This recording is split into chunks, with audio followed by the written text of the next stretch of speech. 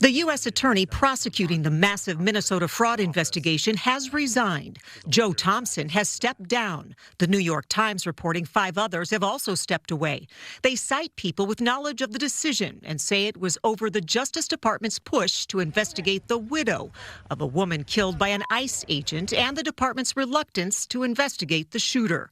Senator Amy Klobuchar said she spoke to Thompson today and thanked him for his work as U.S. attorney. My place was to thank this incredible public servant and to ask him to convey to the others that they have done such a service for Minnesota. The fraud investigations, that's obvious, but think of how they got us through with the prosecution that is still pending in the Hortman and assassination, or the calm that he brought to the community the day after the Annunciation church shooting. Whatever happened, we've lost a treasure of not just Joe, but these other prosecutors as well. We also reached out to Republican Congressman Tom Emmer's office, but did not get a response.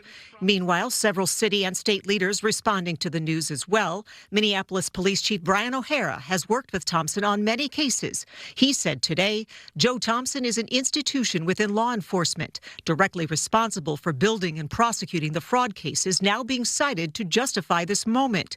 When you lose the leader responsible for making those cases, it signals that this isn't about prosecuting fraud.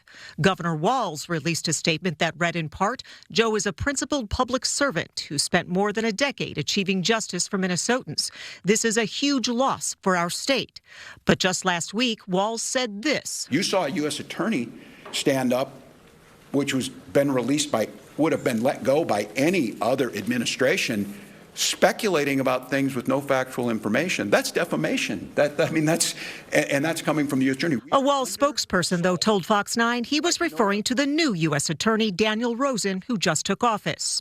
Now, when asking the U.S. Department of Justice to respond to the resignations and specifically the alleged push to investigate Renee Good's wife and the refusal to investigate the ICE agent who shot her, a spokesperson sent this from Deputy Attorney General Todd Blanche. There is currently no basis for a criminal civil rights investigation. With the U.S. Attorney's Office down 6 attorneys now, it is unclear what's next. Senator Klobuchar did say there are other very talented attorneys that remain in the Minnesota office.